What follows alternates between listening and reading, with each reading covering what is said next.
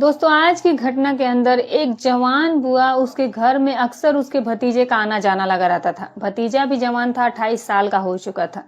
और जब भतीजा इस तरीके से बुआ के घर पर लगातार आता जाता था तो धीरे धीरे बुआ और भतीजे के बीच में प्यार हो जाता है। और वो प्यार एक ऐसे चीज को अंजाम देने वाला था जो कि इस पूरे कहानी को जब आप सुनेंगे तो फिर आपको पता लगेगा कि इंसान कितना कमजोर होता है और कितनी जल्दी भावनाओं में वो क्या कर जाता है। रिश्ते नाते मान मर्यादा ये सब कुछ धराशायी होकर के रह जाती है। तो 5 सितंबर 2016 की रात 12 से 12:30 बजे का ये टाइम होता है। उत्तर प्रदेश में एक थाना है और उसी थाना के जो कि कासगंज जिले के अंदर आता है। यहाँ पर रात को एक व्यक्ति हाथ में फावड़ा लेकर जो कि खून में सना हुआ था और उस व्यक्ति के पूरे कपड़े भी उसमें सने हुए थे। वो इस तरह के वेशभूषे में ये थाने में पहुंच जाता है। उस वक्त थाना अधिकारी जो थे वो वहां पर मौजूद होते हैं। जब वो इस व्यक्ति को इस हालत में देखते हैं तो वो भी घबरा जाते हैं और यह व्यक्ति सीधे थाना अधिकारी के पास जाता है और वहां जाकर के कहता है कि साहब मैंने ही अपनी भतीजे की खुद ही हत्या कर दी है। अब जब यहाँ पर पुलिस को इस बात का पता लगता है तो पुलिस एकदम चौंक जाती है कि आखिर ये व्यक्ति कह क्या रहा है। उसने कहा कि हाँ मैंने इसी फावड़े से अपने भतीजे को मारा है और जो शव है वो ईंट के भट्टे में पड़ा है, आप जाकर उसे बरामद कीजिए और मुझे गिरफ्तार कर लीजिए। पुलिस जब इस बात को सुनती है तो पुलिस के पैरों तले से जमीन खिसक जाती है कि ये मामला जो था ये कत्ल का था। पुलिस पूरी संजीदगी से इस मामले की तफ्तीश में लग जाती है। इस व्यक्ति को साथ लेकर उस ईंट के भट्टे यानी कि जिस जगह पर ये वारदात हुई थी वहां पर पुलिस पहुंचती है और वहां पहुंचकर देखती है कि वहां एक नौजवान युवक है, उसका शव जो है वो ईंट पर पड़ा हुआ है भट्टे में और उसके ऊपर इतनी ज्यादा फावड़े से चलाए गए हैं कि उसके चेहरे को पहचान पाना भी नामुमकिन सा हो चुका था। लेकिन इसकी शिनाख्त हो चुकी थी उसके भतीजे के रूप में, क्योंकि ये जो फूफा था जिसने अपने भतीजे के साथ ये सब कुछ करा था इसने ही उसकी शिनाख्त कर दी थी। अब पुलिस जो है इसे लेकर के मोर्चरी में पहुंच जाती है और इसका पोस्टमार्टम कराया जाता है। उनको घर वालों को भी इत्तला की जाती है। फिर इसके जो पिता होते हैं वो आलम सिंह ये भी मौके पहुंचते हैं, मोर्चरी में पहुंचते हैं और अपने वहां पर बेटे को इस हालत में देख करके ये फूट फूट कर रोना शुरू कर देते हैं। और ये जो फूफा था जिसका नाम वेदराम था इसके ऊपर ये कूद पड़ते हैं, इसको मारने की कोशिश करते हैं, लेकिन पुलिस की मौजूदगी में ऐसा वो कुछ कर नहीं पाते हैं। यहाँ पर पुलिस वेदराम को अपने साथ ले जाती है और इसे थाने में बैठा करके इससे पूछताछ की जाती है। 6 सितंबर 2016, 5 सितंबर 2000 रात की ये सारी घटना थी और 6 सितंबर को वेदराम से पूछताछ की जाती है। वेदराम से पूछा जाता है कि तुमने अपने ही भतीजे की इस तरह से क्यों की हत्या। तो वेदराम यहाँ पर जो कहानी सुनाता है जो कि इस पूरे घटनाक्रम का खुलासा करता है। इस पूरे घटनाक्रम को सुनने के बाद शायद पुलिस को भी अपने कानों पर विश्वास नहीं हो रहा था कि ऐसा भी क्या हो सकता है। क्या इस दुनिया में सिर्फ यही सुख है, सब कुछ रह गया है, रिश्ते नाते उम्र का लिहाज कुछ नहीं बचा है, कोई मायने नहीं रखती ये सब चीजें। तो वेदराम बताता है कि ये जो वेदराम है ये उत्तर प्रदेश के जिला फिरोजाबाद के अंदर एक चूड़ी कारखाने के अंदर काम किया करता था। जो वेदराम की पत्नी सुनीता है वो अपने बच्चों के साथ वेदराम के ही पैतृक गांव के अंदर जो कि जिला कासगंज के अंदर ही पड़ता था और वहीं पर वो रहा करती थी। अब जो वेदराम के बच्चे थे ये भी जवान हो चुके थे, इसकी भी 2 बेटियां थी और जो सुनीता थी ये अपनी बेटियों को और पूरे घर का जो भी काम होता था इसे बहुत अच्छे से संभालती थी। वेदराम फिरोजाबाद में वहां से काफी दूर उस कारखाने में काम किया करता था। इसको महीने में 2 या 3 दिन की छुट्टी मिला करती थी। तो फिर ये अपने गांव में आता था, सुनीता के साथ समय बिताता था, पति पत्नी वाला वो सारा रिश्ता निभाता और फिर अपने घर में अपने बच्चों के साथ समय बिताने के बाद वे वापस से कारखाने के अंदर काम करने के लिए चला जाता था। वेदराम इसका एक बड़ा भाई था जिसका नाम मिठू लाल था। मिठू लाल की जो पत्नी है वो आलम सिंह की बहन थी और नेक्से जो था वो आलम सिंह का बेटा था। यानी कि जो मिठू लाल की पत्नी है वो नेक्से की बुआ लगती है। तो नेक्से जो था वो अक्सर ही अपनी बुआ से मिलने के लिए बुआ के घर पर अक्सर ही आता जाता रहता था। जब ये यहाँ पर आता जाता था तो 2-2, 3-3 दिन ये अपनी बुआ के साथ टाइम बिताता था, उसके घर में रहा करता था। जो नेक्से की बुआ थी उसकी जो देवरानी थी सुनीता, सुनीता देखने में काफी ज्यादा खूबसूरत महिला थी। हालांकि इसकी दोनों बेटियां जवान हो चुकी थी, लेकिन खूबसूरती में उसके कोई भी फर्क नहीं आता। ये दिन पर दिन और भी ज्यादा आकर्षक होती जा रही थी। जो नेक्से था इसकी नजर सुनीता को लेकर के बिगड़ चुकी थी। हालांकि जो नेक्से था वो सुनीता का सगा भतीजा नहीं था, लेकिन अगर उसकी जिठानी का भतीजा है तो वो सुनीता का भी भतीजा एक तरीके से होता है। अब जो नेसे था वो 28 साल का था, लेकिन वो कमाता धमाता कुछ नहीं था, कोई भी काम नहीं करता था। आवारागर्दी करना, इधर उधर घूमते रहना, दोस्तों के साथ मटर गश्ती करना, यही इसकी दिनचर्या का हिस्सा था। जब ये अपनी बुआ के यहाँ इस तरीके से रहता था तो यहाँ पर जो सुनीता थी उससे ये बहुत मीठी मीठी और प्यारी प्यारी बातें किया करता था। सुनीता भी नेसे का ये व्यवहार उसको बहुत अच्छा लगता था। नेक्से जब भी आता तो सुनीता के मन में जब भी आता तो वो काफी बहुत ज्यादा उसे खुशी महसूस होती थी। यहाँ वो नेसे की हर तरीके से खातिरदारी किया करती थी। अब इसी तरीके से जो वेदराम है वो महीने में 2-3 दिन के लिए आया करता था, और जब वो आता तो अक्सर वो नेक्से को उसके कमरे में बैठा हुआ ही पाता था। और यहाँ जो सुनीता थी वो उसके साथ हंस हंस करके बातचीत किया करती थी। यहाँ पर अभी तक सुनीता के मन में नेक्से को लेकर कोई गलत विचार पैदा नहीं हुए थे। तो उसके सामने तो ये था कि ये उसका भतीजा है, घर में आएगा, रिश्तेदार है और बातें करेगा तो कोई दिक्कत ही नहीं है। लेकिन यहाँ पर जो वेदराम है इसको बहुत अजीब सा लगता था। वो अक्सर नेक्से को डांट दिया करता था, वो उसको टोन मार दिया करता था कि तुम जवान हो चुके हो और इस तरीके से फालतू घूमना अब तुम्हें शोभा नहीं देता है, कुछ कमाई करो, अपने माता पिता के लिए सहारा बनो, तुम इकलौते बेटे हो अपने माता पिता के। तो इस तरीके से जो वेदराम है वो नेक्से को टोक दिया करता था। जब नेक्से को इस तरीके से वेदराम ने टोका तो फिर वो वहां से मुंह बना करके उठ करके चला जाता है। जब वो इस तरीके से वहां मुंह बना करके चला गया तो यहाँ पर जो सुनीता थी उसको भी कहीं ना कहीं बुरा लगा कि वेदराम ने इस तरह से उसे क्यों ट्रीट किया, आखिर उस तरह से इसे बोलने की क्या जरूरत थी। सुनीता का जो एक्सप्रेशन था वो वाकई में ठीक नहीं था और बात भी कहीं ना कहीं सही थी। जैसा वेदराम को लग रहा था वो वैसा व्यवहार उसके साथ कर रहा था। खैर सुनीता जो थी वो वेदराम से कहती तो क्या कहती, वो सुनीता की तरफ से कोई रिश्तेदारी नहीं थी, इसीलिए कहा कि चलो ठीक है, जो ये तो इसी के रिश्तेदार है, जो कहना है इसे कहने दो, और उसे इसे क्या लेन देना है। अब उसके बाद जो वेदराम है वो वापस अपने काम पर लौट आता है। उसके अगले ही दिन जो नेक्से है वो वापस आ जाता है। जब इस तरह से नेक्से वापस आया और सुनीता से वो मिला तो सुनीता को बहुत अजीब सा लग रहा था नेक्से से अब बातचीत करना। वो थोड़ा उसे बातचीत करने में हिचकिचा रही थी। तो नेक्से उसे कहता है कि बुआ आज आप बहुत ज्यादा परेशान रह रही हो, क्या बात है। तो सुनीता कहती है कि मेरे पति ने उस दिन तुम्हें जो ये ऐसी बातें बोली थी, कुछ अलग ही लहजे में उसने बोली थी, और यही सुनकर मैं परेशान हूँ। तो वो कहते हैं कि अरे फूफा है, फूफा अपने भतीजे को नहीं बोलेंगे तो किसको बोलेंगे, तुम अपने माइंड से ये सब बातें निकाल दो। सुनीता के मन को थोड़ी तसल्ली मिल जाती है। लेकिन यहाँ पर जो नेक्से था वो अब सुनीता से कुछ और तरीके से बातचीत करना शुरू कर देता है। वो अपने सुनीता से कहता है कि बुआ तुम्हारी शादी को इतने साल हो गए, और फूफा जो है वो शादी के जस्ट बाद से ही चूड़ी खार करने के अंदर काम करने के लिए चले गए, तो फिर तुम्हारी जिंदगी कैसे बीती होगी, तुम्हें अपने पति की कमी तो महसूस होती होगी ना। तो सुनीता इन बातों को सुनकर एकदम चौंक जाती है। वो नेक्से को कुछ कहना तो चाहती थी, लेकिन अब उसका वो दिल नहीं तोड़ना चाहती थी, क्योंकि वेदराम ने वो उसको पहले इस तरह से बोल चुका था। तो सुनीता नहीं चाहती थी कि वो भी कुछ इस तरीके से वो बात बोले। वो नेक्से की बात को हल्के फुल्के बात में जवाब में टाल देती है। लेकिन जो नेक्से था वो सुनीता से कहता है कि देखो सुनीता, तुम अभी जवान हो, खूबसूरत हो, और तुम अभी भी इतनी प्यारी लगती हो कि कोई भी पुरुष अगर तुम्हें देखे तो वो भला तुम्हें छोड़ करके कैसे दूर रह सकता है। ये बात मुझे बहुत अजीब लगती है, मुझे कुछ हजम नहीं होती है। कहीं ऐसा तो नहीं है कि फूफा का कहीं और किसी महिला के साथ अफेयर चल रहा हो। सुनीता से इतनी बात बोलने के बाद नेक्से तो वहां से चला जाता है, लेकिन सुनीता के बात में मन में यही बात घूम रही रहती है। जब वेदराम फिर वापस छुट्टी लेकर के आता है तो सुनीता सीधे वेदराम के ऊपर राशन पानी लेकर चढ़ बैठती है, और सुनीता उसे कहती है कि सुनीता कहती है कि वो भी उसे साथ ले चले फिरोजाबाद में, और वो वहां पर आकर हाथ बटाएगी। यहाँ पर वेदराम कहता है कि तुम इतने साल से गांव में रह रही हो, तो अचानक ऐसा क्या हो गया कि तुम मेरे साथ चलना चाहती हो। तो यहाँ पर सुनीता कहती है कि उसकी रात की तन्हाइयां काटने को दौड़ती है, उसे एक पुरुष की साथ की जरूरत की महसूस होती है। अब हालांकि वेदराम जो है वो 27 दिन सुनीता के पास नहीं रहता था पूरे महीने में, तो सुनीता जो थी इस बात से तिलमिलाया जा रही थी। वेदराम समझाता है कि देखो बेटियां बड़ी होती जा रही है, अब कुछ सालों में इनकी शादी की भी उम्र हो जाएगी, और तुम इस उम्र के अंदर इस तरह के ख्याल कैसे रख रही हो, क्यों बोल रही हो, तुम्हें थोड़ा समझना चाहिए, सोचना चाहिए। लेकिन सुनीता कहती है कि जो चीज चाहिए वो मुझे बस चाहिए, और तुम्हारी जिम्मेदारी है कि तुम मुझे ये सारी चीज की ख्वाहिशों को पूरा करो। अब जो यहाँ पर वेदराम था वो मामले की गंभीरता को समझता है। खैर वो अपनी छुट्टियां थोड़ी और बढ़ा लेता है, 1 हफ्ता के लगभग ये अब सुनीता के साथ रहता है, और हर रात ये सुनीता का खूब मनोरंजन किया करता था। सुनीता बहुत ज्यादा खुश थी इसे। लेकिन वेदराम को वापस अपने काम के लिए जाना था तो वो चला भी जाता है, और जब वो वापस अपने जॉब के लिए निकला तो फिर सुनीता अकेली पड़ गई। अब सुनीता की जो ख्वाहिशें थी वो पहले से और भी ज्यादा प्रबल हो चुकी थी।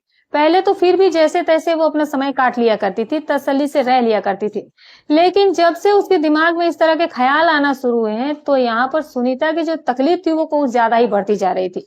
वो वेदराम को बार-बार यही कहती थी कि तुम वापस आओ और मेरे साथ ये सब कुछ करो। लेकिन जो वेदराम था वो सुनीता को समझाया करता था। और यहाँ पर जो नेक्से है उसका तो आना-जाना लगा ही रहता था। अब जो सुनीता है वो नेक्से से अपना दिल बहलाना शुरू कर देती है, क्योंकि नेक्से की जो बातें थी वो सुनीता को कहीं न कहीं पसंद आने लगी थी। अब जो नेक्से की कद-काठी थी उसको देखकर भी ये आकर्षित होने लगी थी। अब सुनीता के मन में भी नेक्से के लेकर के कहीं न कहीं गलत ख्याल आना शुरू हो गए थे। लेकिन सुनीता उससे कहे तो कहे कैसे? यहाँ पर नेक्से सुनीता की हरकतों और नज़रों को पढ़ चुका था। वो एक दिन मौका देख करके सुनीता का हाथ पकड़ लेता है और उससे कहता है कि बुआ तुम बहुत ज्यादा खूबसूरत हो। तुम्हारे जैसी खूबसूरत महिला जिसके भी जीवन में होगी उसकी तो जीवन खुशियों से भर जाएगी। लेकिन मैं देख रहा हूँ कि जो दूसरों के जीवन में खुशियां भर सकती है वो महिला आज खुद वीरान जिंदगी जी रही है। सुनीता एकदम इन बातों को सुनती है और फिर जैसे ही नेक्से ने उसका हाथ पकड़ा था तो वो हाथ उसे हटाती है और उसे डांटती है और उसे जाने के लिए कहती है।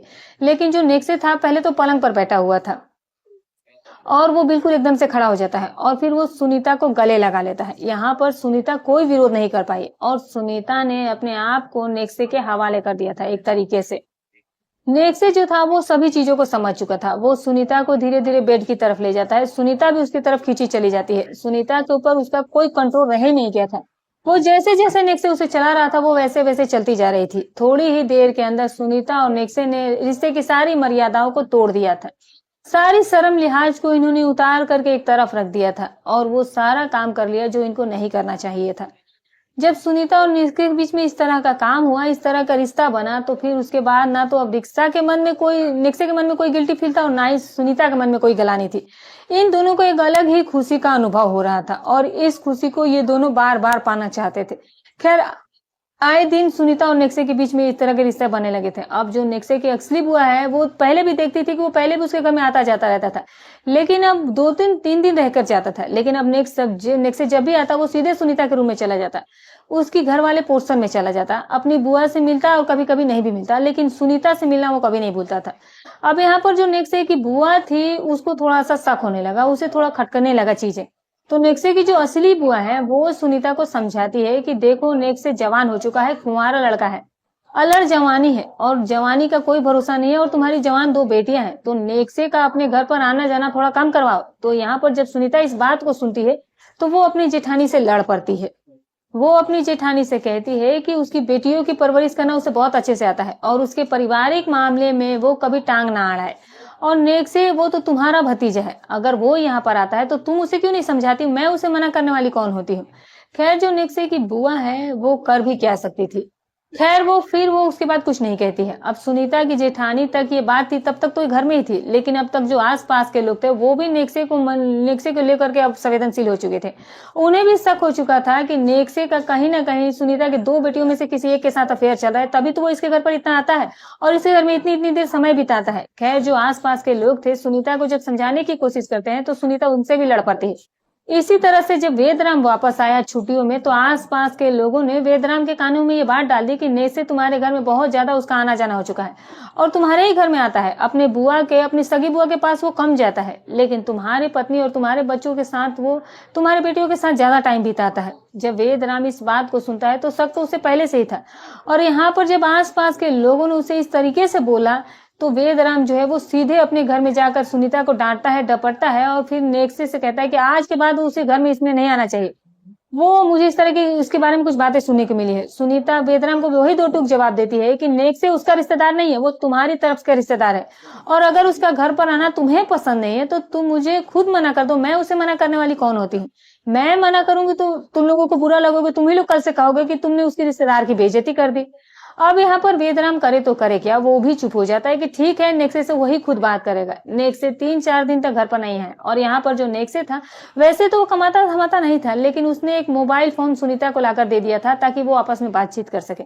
सुनीता उस मोबाइल फोन से नेक्से को फोन कर देती है कि अभी उसके फूफा जी घर पर आए हुए हैं तो अभी इसीलिए वो घर पर कुछ दिन ना आए। तो नेक्से अभी आता भी नहीं है। यहाँ पर नेक्से इस समय पर किसी ईंट के भट्टे पर वो काम करना शुरू कर देता है जो कि नेक्से के ही गांव में था, एक गांव के अंदर। पैसे तो उसे कम मिलते थे, लेकिन जो भी मिलते थे वो नेक्से के होते, क्योंकि वो पैसे खुद ही खर्च करता था या फिर सुनीता के ऊपर खर्च करता था। वेदराम सोचता है कि जब तक वो अपनी आंखों से इन सब चीजों को नहीं देख लेगा तब तक ना सुनीता मानेगी और ना ही उसकी दोनों बेटियां मानेगी, क्योंकि जो दोनों बेटियां थी वो भी अपनी माँ का ही साथ देती थी, उसके ही तरफ से वो भी बोला करती थी। नेक्स्ट डे जो है वेदराम के घर में कुछ उसकी चलती नहीं थी। वेदराम जो था वो वापस काम पर लौट जाता है और एक दिन अचानक वो घर पर बिना बताए सरप्राइज लिए अपने घर लौट आ जाता है छुट्टी लेकर।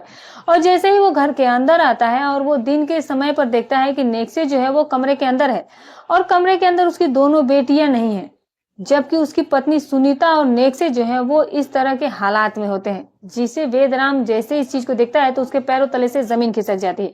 वो तो समझ रहा था कि उसकी बेटियों पर नेक्से ने अपनी नजरें जमाई हुई हैं, लेकिन यहाँ तो मामला कोई दूसरा ही था। यहाँ तो सुनीता और नेक्से के ही बीच में गलत रिश्ते बन रहे थे। वेदराम का गुस्सा 7वें आसमान पर था। वो कमरे के अंदर जाता है और एक मोटा सा लठ उठाकर सुनीता की पिटाई करना शुरू कर देता है। जब इस तरीके से वेदराम सुनीता को मार रहा था तो उस समय पर जो नेक्से है वो फटाफट अपने कपड़े पहनकर वहां से भाग जाता है। नेक्से अपने गांव वापस भागकर चला जाता है और वहां जाकर वो ईंट के भट्टे पर जो काम करता है वहीं पर करने लगता है और अपने घर पर रहने लगता है।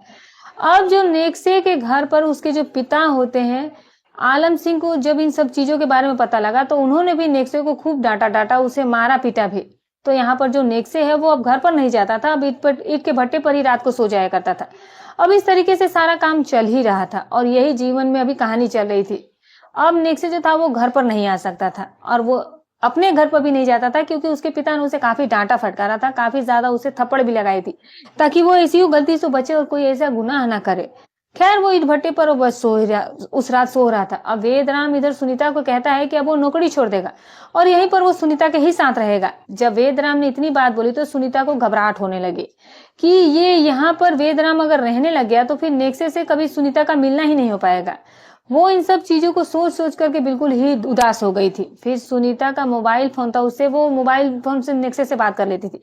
वेदराम का व्यवहार भी अब सुनीता के लिए काफी बदल चुका था और वो सुनीता से गुस्से में ही बातचीत किया करता था। जब वेदराम का इस तरह का व्यवहार सुनीता के लिए हुआ तो यहाँ पर सुनीता का आकर्षण नेक्से की तरफ और ज्यादा बढ़ता चला गया। अब सुनीता किसी भी सामाजिक दीवार को तोड़ने के लिए तैयार थी कि नेक्से के साथ वो रहने के लिए कोई भी कुर्बानी देने के तैयार थी। मन ही मन उसने अपने आप को इतना मजबूत भी कर लिया था। यहाँ पर वेदराम जो है वो सुनीता से जब भी लड़ाई झगड़ा करता था तो सुनीता इन सब चीजों को वेदराम से कह दिया करती थी कि तुमसे तो लाख गुना अच्छा नेक्से है, वो तो तुमसे कई गुना ज्यादा मेरा ख्याल भी रखता है, मेरी इज्जत भी करता है, तुमसे ज्यादा मैं खुद तो नेक्से के साथ रहती हूँ। तो इस तरह की बातें जब सुनीता कहती थी तो वेदराम के तन बदन में आग लग जाती थी। वो गुस्से में सुनीता के साथ मार पिटाई तो कर लिया करता था, लेकिन उसे ये इलाज नजर नहीं आ रहा था। उसने सोचा कि जो इस बीमारी की जड़ उसे हटाना बहुत जरूरी है। तो यहाँ पर वेदराम 2-3 महीने इस तरह से बिताने के बाद वेदराम पहले ही पूरी प्लानिंग बना चुका था कि जो नेक्से है वो सारी रात ईंट के भट्टे पर अकेला सोता है, वहीं पर ये रहता है। तो ये अच्छा मौका है नेक्से को अपने बीच से हटाने का। तो इसीलिए वेदराम ने वहां पर नौकरी ज्वाइन कर ली थी। अब 1 दिन निकल जाता है, 2 दिन निकल जाता है, लेकिन नौकरी के तीसरे दिन वेदराम मौके की तलाश में ही था और यहाँ पर उसे आज मौका मिल भी जाता है। ईंट के भट्टे पर उस रात कोई नहीं था, यानी कि 5 सितंबर 2016 को। जो वेदराम है वो देखता है कि जो नेक्से है ये दारू वगैरह पीकर खाना वगैरह खाकर ईंट के भट्टे पर जाकर सो चुका है। तो यहाँ पर जो वेदराम है वो एक फावड़ा उठाकर लाता है और फावड़ा उठाकर लाने के बाद जो सोता हुआ नेक्से था वो उसके पर लगातार उसके साथ करते जाता है। उस फावड़े के ताबड़तोड़ इतनी तरीके से करता है कि नेक्से जो है वो इस दुनिया से चला जाता है और उसकी आवाज तक नहीं निकल पाती है। जब इस तरीके से वो इस दुनिया से चला जाता है तो फिर वेदराम जो होता है वो अपना मानसिक संतुलन खो देता है। इसे समझ नहीं आता है कि अब ये करे तो क्या करे। तो ये इस फावड़े को अपने कंधे पर डाल करके सीधे थाने की तरफ निकल पड़ता है और फिर वहां थाने में जाने के बाद ये आत्मसमर्पण कर देता है और जो थाना अधिकारी होते हैं उनको ये सारी घटनाक्रम के बारे में बता देता है। तो दोस्तों जो थाना अधिकारी होते हैं यहाँ पर वेदराम की सारी बात सुनने के बाद और जो फावड़ा था उसे भी वो बरामद कर ही चुके थे और जो शव था नेक्से का वो भी बरामद हो चुका था। तो ये सारी घटनाक्रम को सुनने के बाद वेदराम को गिरफ्तार करके सलाखों के पीछे कर दिया जाता है। तो दोस्तों ये थी आज की सच्ची घटना। और दोस्तों इस पूरे घटनाक्रम के आपने देखा कि एक बुआ और भतीजा जो कि एक बहुत ही पवित्र रिश्ता है अपने आप में, चाहे बुआ वो सगी ना हो, बुआ की ननद भी तो बुआ ही होती है, लेकिन जब वो आकर्षण अपनी चरम सीमा पर पहुंच जाता है तो ये रिश्ते नाते उम्र का तकाजा समाज इज्जत ये सभी चीजें बेमायने हो जाती हैं। शरीर को सिर्फ शरीर दिखता है, शरीर को सिर्फ और सिर्फ वही चीजें नजर आती है। तो हमेशा सावधान रहना चाहिए, सतर्क रहना चाहिए, सुरक्षित रहें। तो दोस्तों हमारी कहानी सुनाने का उद्देश्य किसी की भावनाओं को ठेस पहुंचाना नहीं है, ना ही किसी के दिल को आहत करना है। बस केवल आपको सतर्क करना, आपको जागरूक करना है। तो दोस्तों, आप इस कहानी के बारे में क्या राय रखते हैं? जो भी राय हो कमेंट करके जरूर बताइएगा। वीडियो अच्छी लगी हो तो एक लाइक करते जाइएगा, चैनल पर नए हैं तो सब्सक्राइब कर दीजिएगा। फिर मिलूंगी कल एक और नई सच्ची अच्छी रोचक कहानी के साथ। तब तक अपना और अपने परिवार का ख्याल रखें।